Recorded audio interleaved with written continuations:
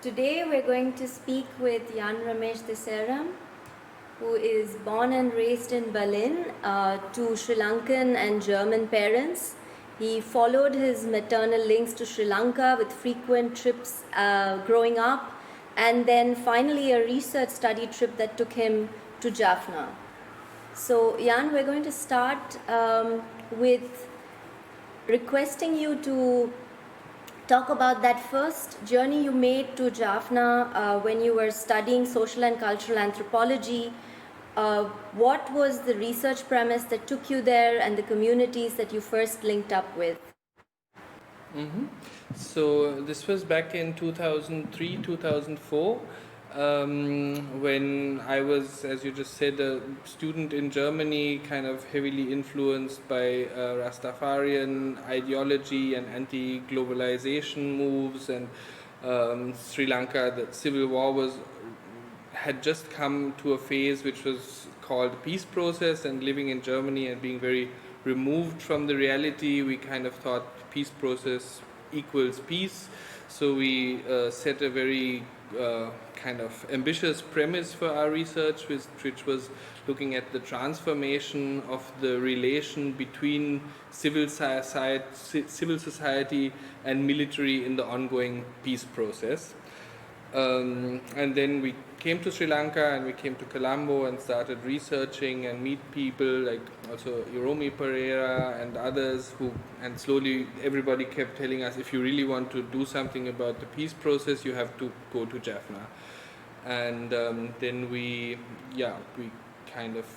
did that, which was of course very different to what it is now. There were still four borders. There was a tiger controlled territory which you had to get through to get to Jaffna, which was at that point still government controlled. The military presence was very heavy.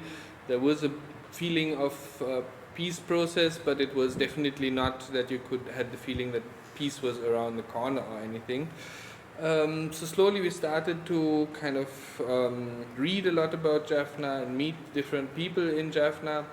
We were very lucky then to have found some friends from the sociology department who really kind of connected with us and really wanting to tell their story took us to meet lots of very different people in very different areas. So we visited people in the high security zone, we visit a school in the high security zone in Tellipalai, and the people who usually went to that school who are now in these IDP camps outside.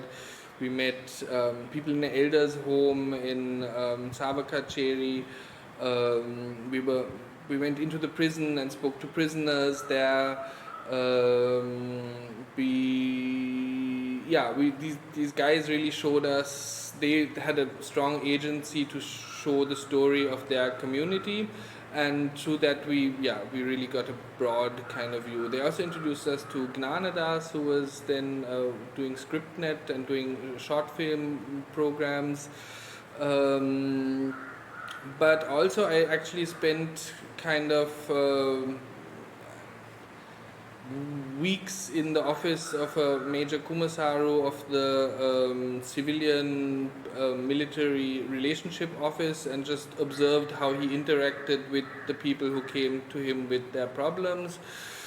And of course there was a lot of people returning, diaspora returnees who wanted to start businesses, who also felt like this was a moment to return, so there was a lot of speaking to those people as well. And slowly over the course of nearly a year that we stayed there and researched there, we realized that our initial premise of course was much too complex and we had much too little idea of the conflict and the involved parties and like what needs to happen so that it was all premature, but I think a very strong kind of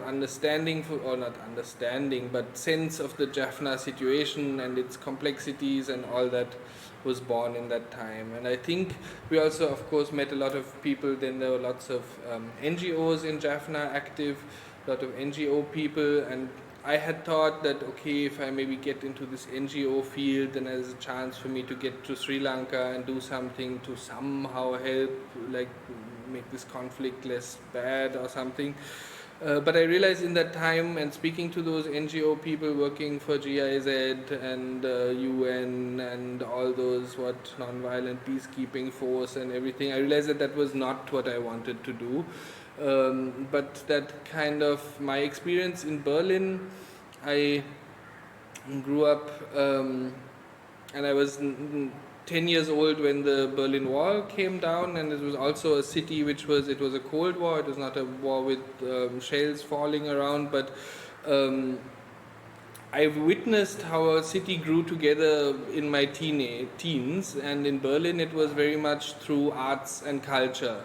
So artists went into empty buildings, repurposed them, and the whole kind of culture of arts is what actually brought the people in Berlin together. So in my naive kind of thinking back then, I thought that I want to go to Germany, finish my studies, and come to Jaffna to some extent kind of accelerate this kind of process a bit, or not accelerate, but help with it. So that was my first encounter with Jaffna.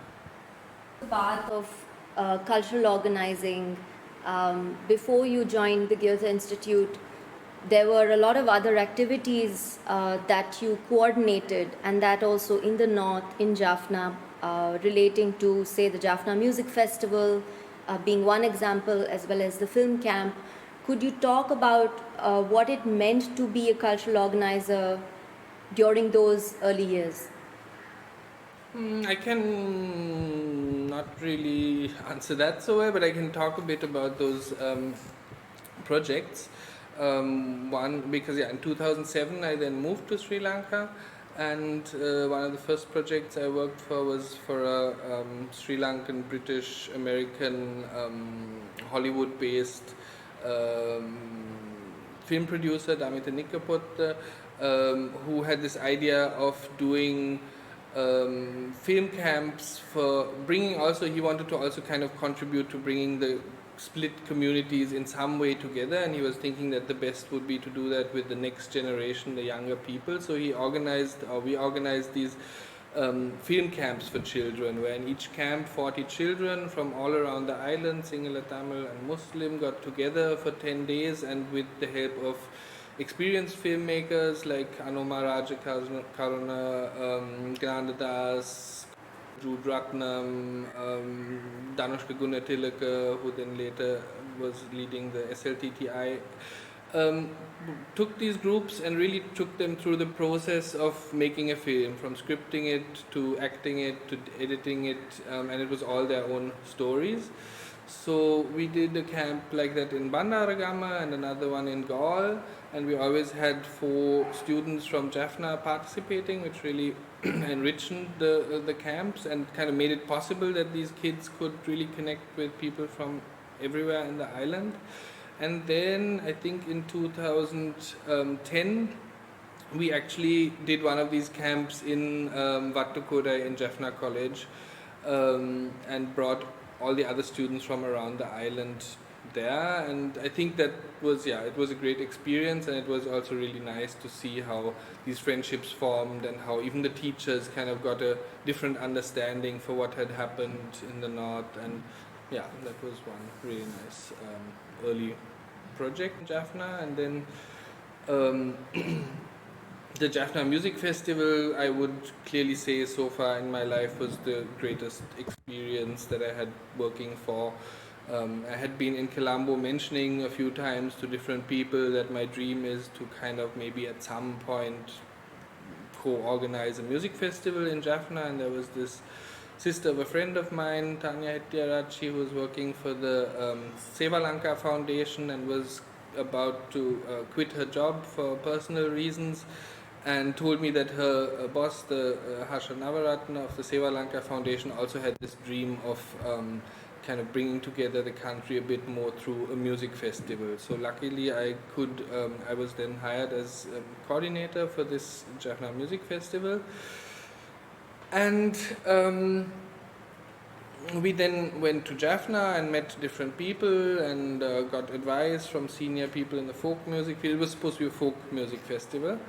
And we then also met the VC of the Jaffna University, Professor Shammugalingam at that time. and told him idea and asked for their assistance with this project. And he then said, what is this? There has been 30 years of war, there has been curfew all the time, our folk artists have not been able to rehearse, have not been able to meet, people can't like have any kind of nightlife. What is this music festival with international artists that you're planning to do? If you really want to do something for the folk musicians, you should help them get their instruments back, help them be able to do rehearsals, do small village performances, revive the culture of actually doing folk music performances in the village before you do some big festival. And luckily, the Seva Lanka Foundation kind of listened to that. And so before we did the festival, which also happened in the end, there was a series of village performances which really kind of brought out a lot of traditions. I mean, I don't know whether they brought them out. For me, of course, it was all new. But it was really interesting to meet all these folk artists from Papparavaham group in Chullipuram to Kapilpat people in Nagarkoil, to Karaham in Amban and Chindunath Daikudu in Nirvali, and we even went to Mulyavalai where there was this Kovalan Kutu which was still very alive.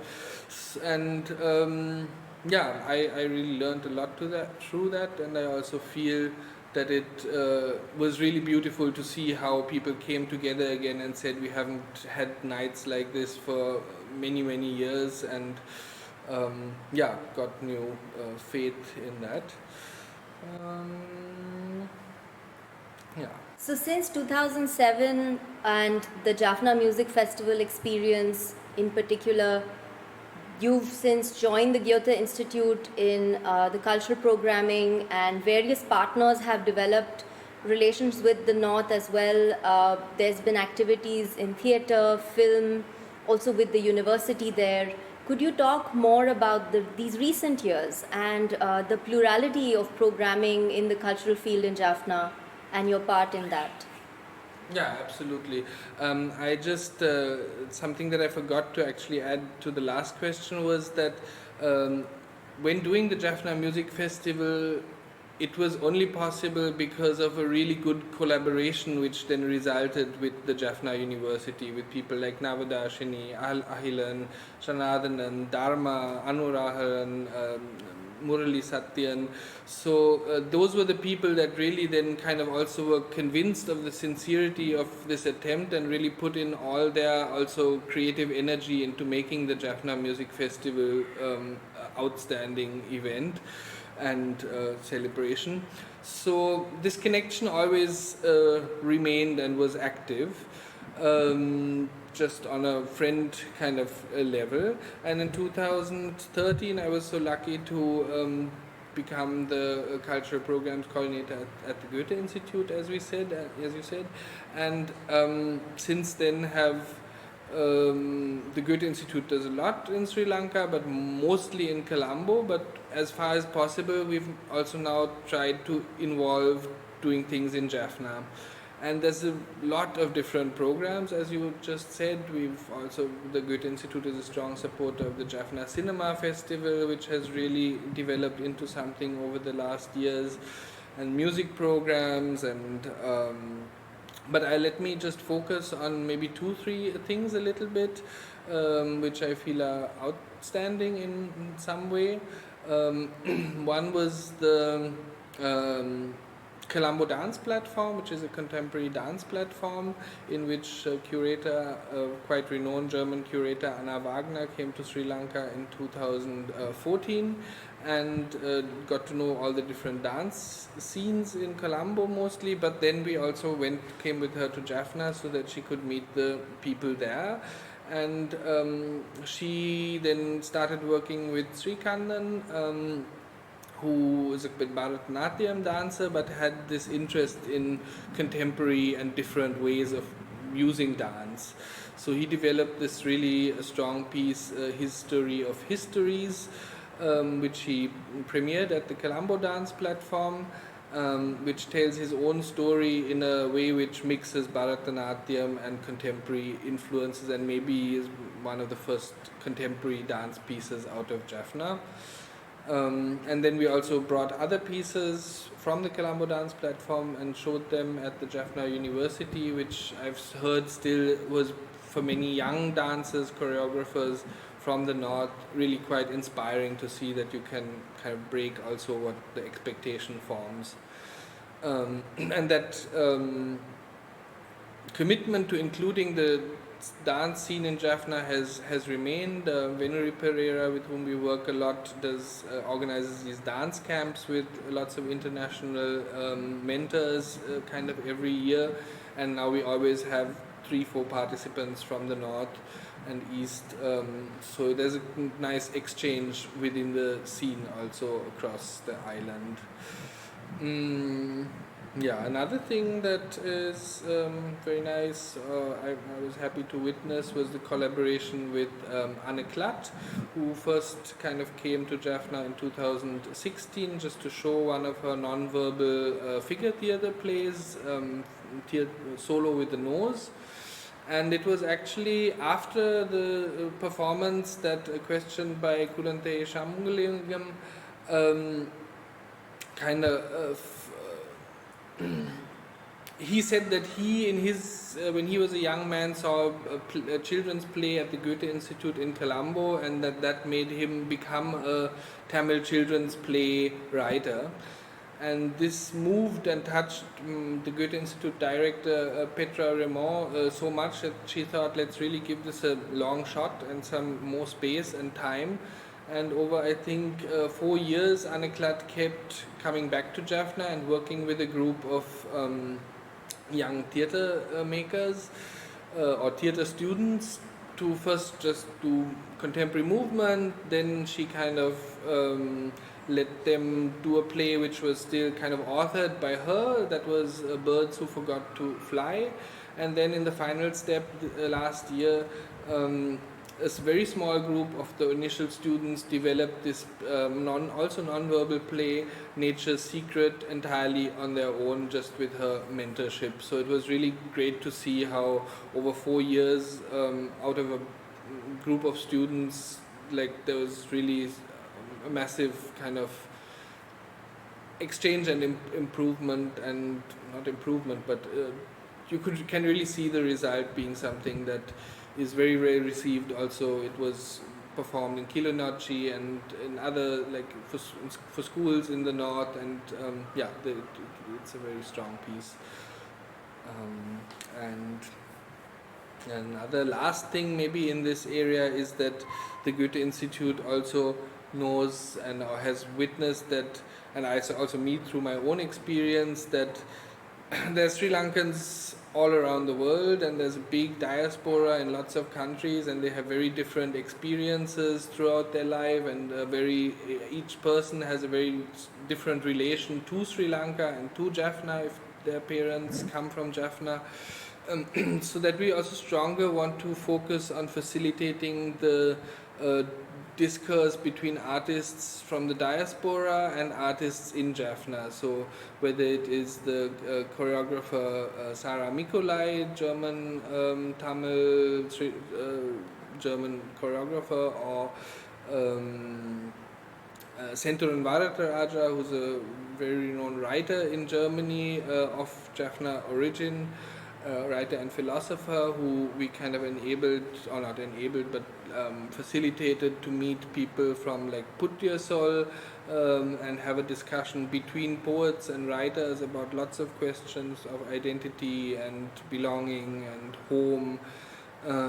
Or now we were hoping, before the coronavirus kind of came into the game, that the conductor Leslie Sugandharaja, who's at the Vienna Philharmonica, will be coming to Sri Lanka and working with the Chamber Music Society. And so where we can, and where there are artists from Germany who are Sri Lankan German, we really try to make this dialogue possible. And although she's not German, so I don't know how it will be with the Goethe-Institut, we of course also hope to someday have MIA sing in the Jaffna fort. Okay, as a last question, Kälam as a space for cultural encounters is a highly anticipated initiative with growing aspirations, and hopefully also through the conversations that are building, it will be a space that reaches beyond the borders and also reaches the diaspora. So what do you anticipate from this project, and could you indicate more about your collaboration towards this initiative? Yeah, I think it's the one or the main bridge between my experiences with the Jaffna Music Festival and all these other programs and Kälam is basically, as a cultural center, we have hardly any people, and the strength of our work lies working with strong partners that really kind of drive things forward and make things happen that can be enabled by some support through the cultural center. So through all our programs, Nicholas Curator was someone who always knew the right people, went far beyond his kind of time and day to do everything, meet everyone, tell everybody about things, and really get them to be well attended, to yeah, just pick the right people for the right things. That's, I think, it. And like not be lazy to redo things and to see till they get right. So it was again an initiative of my director Petra Raymond, or the Goethe-Institut director, who kind of when she saw the chance, really wanted to enable this kind of contemporary culture to grow in Jaffna in a bit broader way. So Kälam is a space that should give all these kind of contemporary manifestations of also traditional culture forms and kind of further developments of the traditional culture forms, a space to experiment, a space to meet, a space to try out, a space where also you don't have like dancers in one corner and in a different house you have the film community, and somewhere else you have people who and to the visual arts, but where these people can come and mix, and kind of a hub. If Kälam is going to be a long-term fixture in the Jaffna cultural map until some cultural center, big cultural center opens maybe someday, it will be also essential that it can somehow sustain itself without, or not without, with less support from our side. So we also hope to establish German classes so that people in Jaffna can also learn German in Jaffna without having to come to Colombo and learn at the Goethe-Institut. We still have a bit to, we have to find still good teachers, qualified teachers also, but that's a long-term aim of Kälam, is to basically be this cultural meeting point and hub, which also does German classes and things like that. And yeah, it was really interesting to see Kälam just opened in February, and it was not really opening, it was more like from now on we will work towards Kälam. And a month later the pandemic struck and everything, all events are frozen. The Goethe-Institut in Colombo hasn't done any events since then, and nobody does any events. But then the Kälam team, Nicholas, Jonathan and Ahilan, kind of came up with this idea of having these visual dispatches from people's homes, telling them about their practice, which you have seen over the last weeks. And I think that's a really great way, and shows also that like nothing is really going to stop Kälam, even if there's a curfew for 2 months.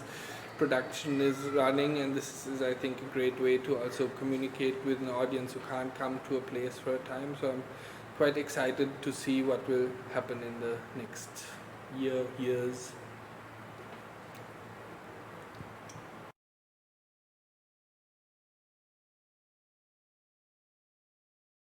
Now we'll talk a bit to Natasha Ginwala. She was born in Ahmedabad and then schooled in Pune in the Krishnamurti School, Shayadri, before going on to study journalism at the Asian College of Journalism in Chennai, and then went to Delhi to JNU to further study visual studies. before she followed her dream to Europe and joined the Apple for curatorial studies.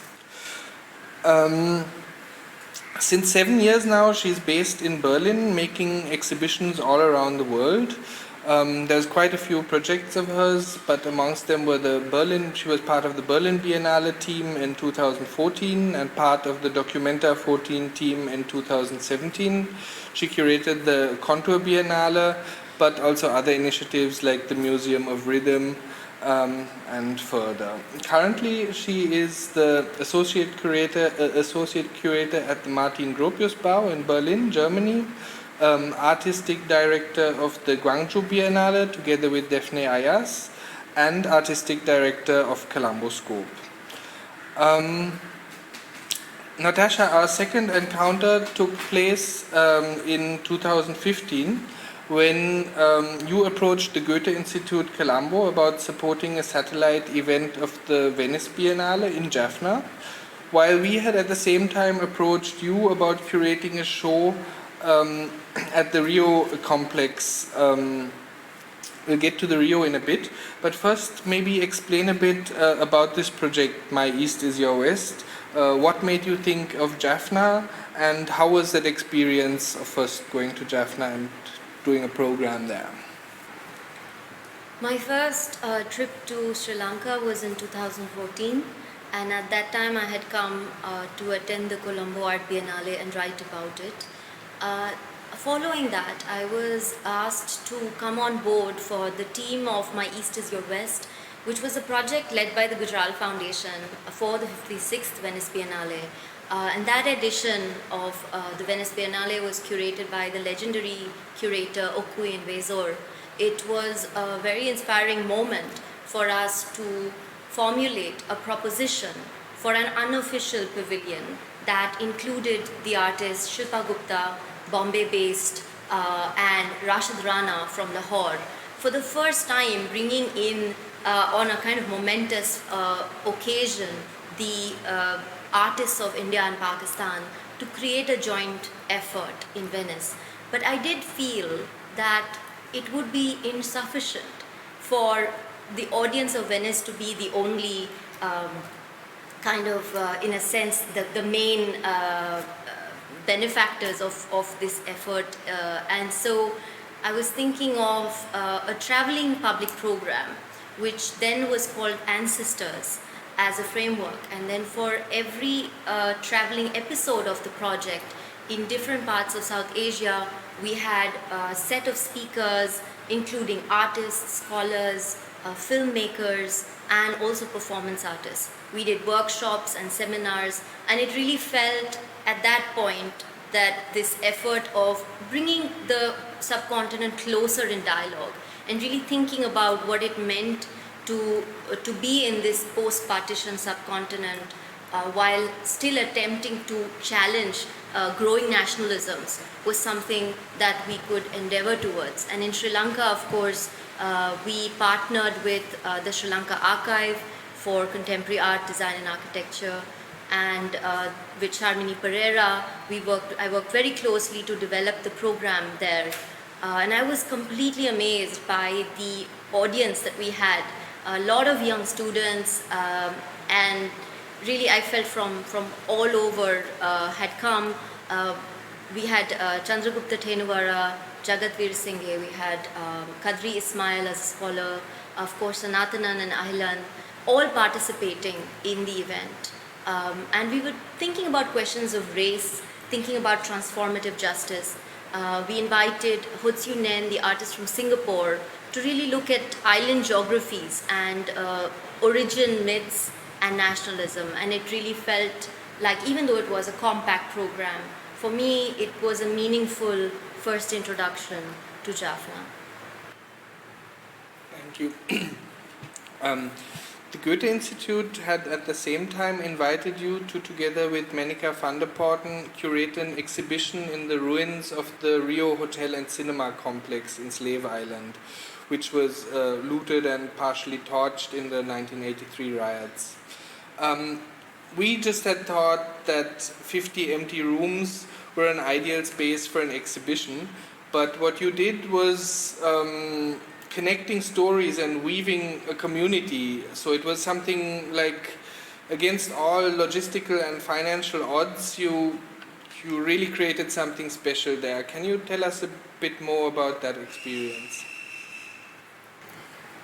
Shadow Scenes in 2015, working closely with Manika van der Poten, was definitely one of the most important experiences I've had as a curator. It challenged me in different ways. I had to really unlearn some of the protocols and methodologies of curating that I had grown very comfortably into when working in Europe. And I got quite attached to this brilliant artist community here that is constantly informally experimenting and are looking at their own lives to tell personal histories.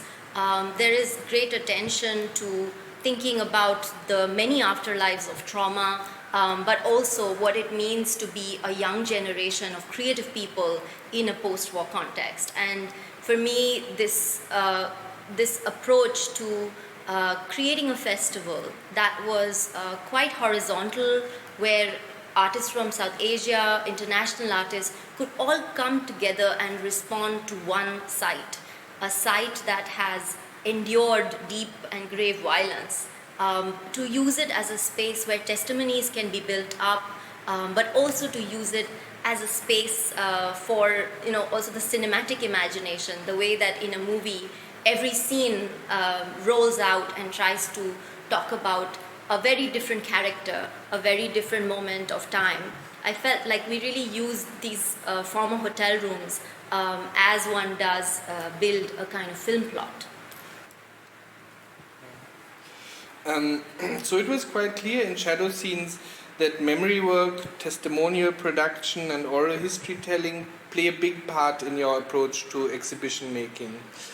Can you maybe share some more examples from your international experience where you've implemented this or followed through with this, like for example your Shadow Scenes exhibition, Shadow Circus exhibition, sorry, the Riot Show, or your work in the frame of Documenta 14? I guess it's also important to mention that because I was initially trained in political science and journalism, a lot of my curatorial work is not purely consumed by art history and the methods of, in a way, it's not purely about form or art for art's sake. I'm also very committed to thinking about social narratives, and the way that artists are actually building social narratives are the way they're producing evidence, in a sense, for histories that are buried, for histories that are, for various reasons, not told in our sort of mainstream cultural lives. And so I see the role of artists often being storytellers, investigators, and myth makers as well. So some of the recent projects, such as Riot's Slow Cancellation of the Future, that project was held in Germany, in Berlin and Stuttgart at IFA Gallery.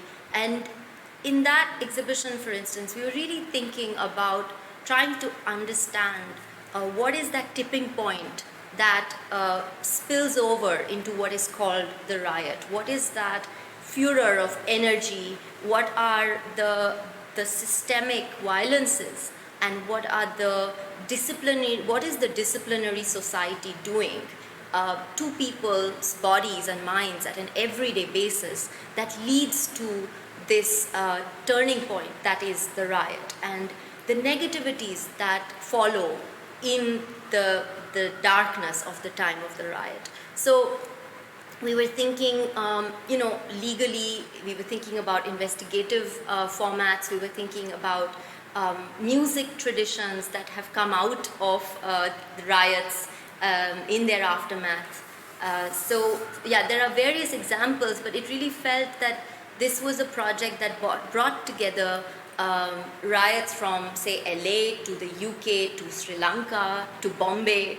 And for me, it was a way to bring together all of these different geographies as well and talk about one very important phenomenon that we so often misunderstand.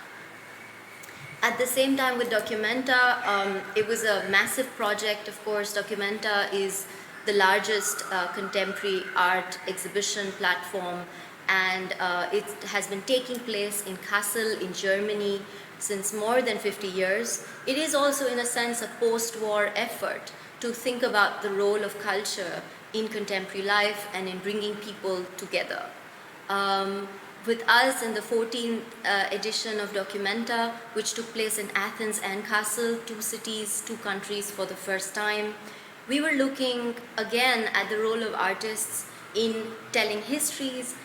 We were looking at artists who play various roles, artists who are poets, teachers, social reformers, and really observing their part in society. So I was particularly working with South Asian artists such as Nilima Sheikh, for instance, who uses a lot of painting traditions that come from this subcontinent, and also looking at Sufi poetry, etc., to talk, for instance, about the violence in Kashmir.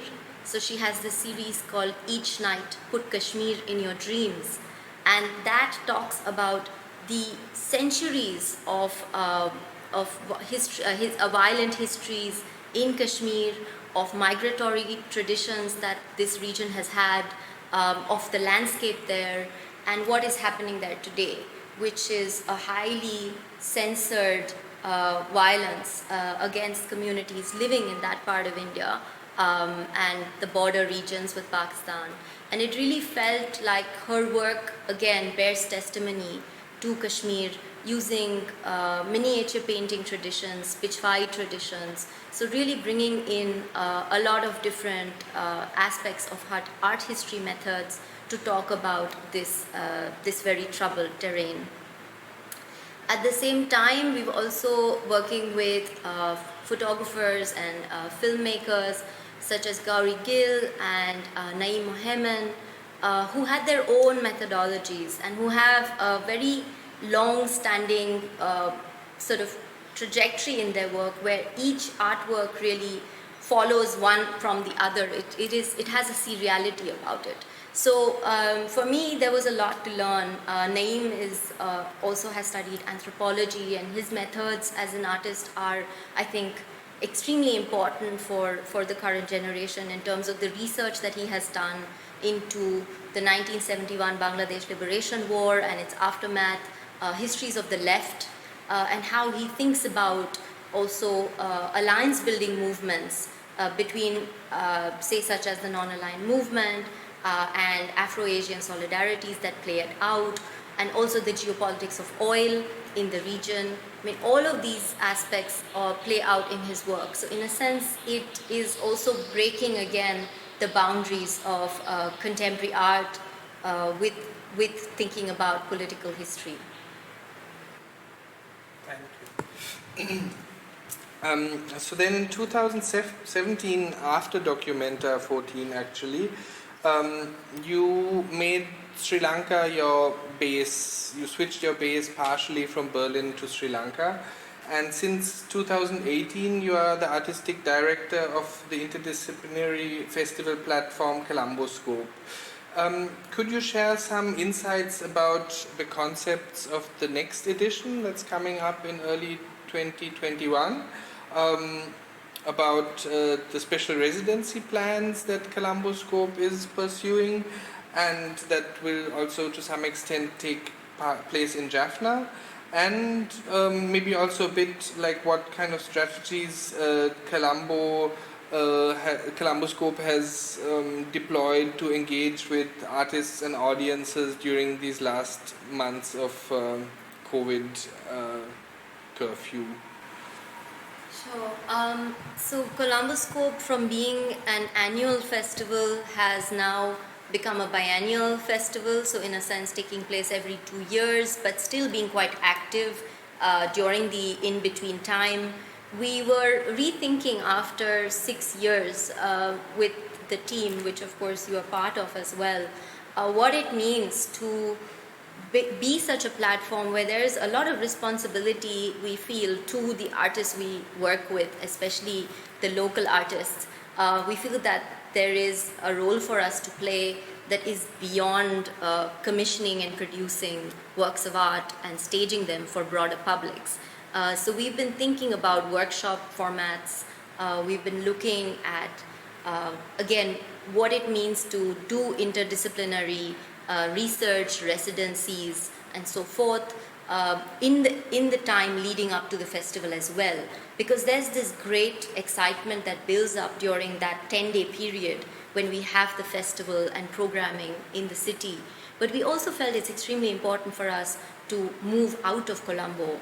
And while we go on research visits to meet with artists in the north and in the east, we have not built up a sufficient presence or exchange there. And we felt that was actually a shortcoming. So in the next edition, which is called Language is Migrant, the title for the festival comes from a poem and manifesto written by the Chilean artist and poet Cecilia Vicuña. The question of that language as migrant is a mouthful. In a sense, it can mean so many things. But we also feel that it has very valuable aspects to it. I mean, just even thinking about what happens to this constant rotation of bodies around the planet, the kind of migration that is on the one hand forced, and on the other hand the kind of migrations that take place willfully. These two directions that again come to a strong halt with pandemic. There's a lot to think about in the contemporary circumstances. At the same time, when we talk about language, we're also obviously thinking about oral histories. We are talking about the censorship of body movements and body practice. We're also thinking about dialects and the multiplicity of languages that are considered minor languages and the way that they become lost, erased, and again perhaps picked up by different generations and reformed. So these are some of the things that we're thinking about. Also the way that poetry plays a very important role for contemporary visual artists. So there are certain exchanges that we're imagining between poets and visual artists for the next festival. We are again held back because of the pandemic, but we are in conversation with artists and partners from across South Asia and also international practitioners who are very eager to come to Sri Lanka if there is the possibility. So we hope that things will start to move after the summertime.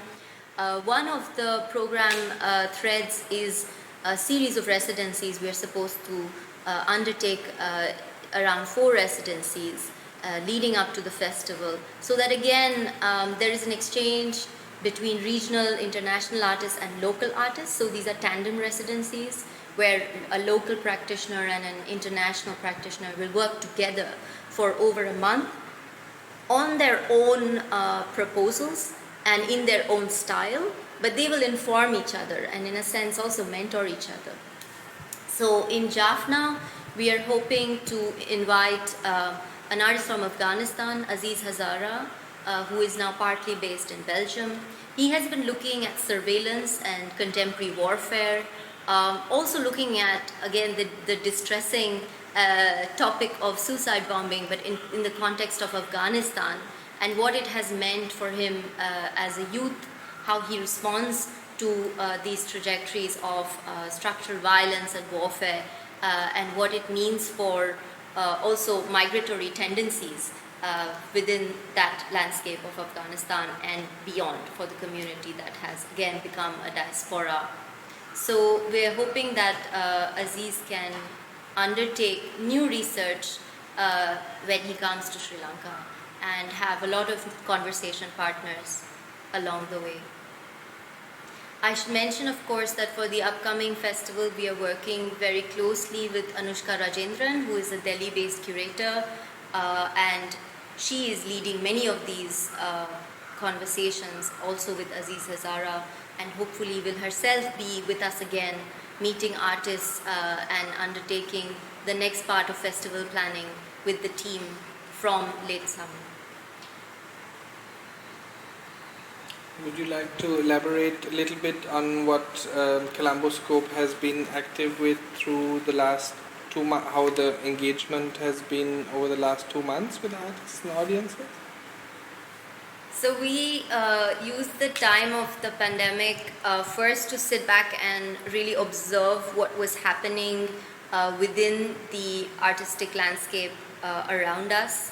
And we realized that some really high quality online programming was being manifested by various colleagues internationally, and in a way there was also quite a rush to produce that content and be visible, and yet at the same time there was such a lot of confusion and so many daily unknowns that were being met with on the ground. So we took some time. We really waited for a few weeks after the curfew was announced, and we were doing more checking in on artists to see how they were doing, how they were coping with this time. And slowly we developed a series which is called Held Apart Together, which we see as a more sort of grounded effort really from this vantage point to invite artists and musicians to do small online projects. So these are actually ways, again, that we see of coping and responding to this moment through music, for instance, where Hania Lutufi as a vocalist shared her riyaz. So it's also a way of entering a kind of temporality of rhythm and practice as a musician, through which you share with the broader audience various ragas, also responding, for instance, to the monsoons. So for us, it was really a way to manifest a relationship once more to time in confinement, and then to sort of imagine the landscape beyond that we are currently separated from. At the same time, we also launched a series with the collective We Are From Here, because this was a moment where even during the time of the curfew, as we've heard, there's been a lot of breaking down of spaces within the neighborhood of Slave Island. And so we were thinking about how to document the curfew from the vantage point of the residents of this neighborhood. And they have a series that is available on our social media and soon on our website to view, that gives again a cue of what was happening within one part of Colombo during this time. Thank you, Natasha. That was really insightful in many, many ways. Thanks, and I hope our viewers at Kälam have enjoyed this discussion.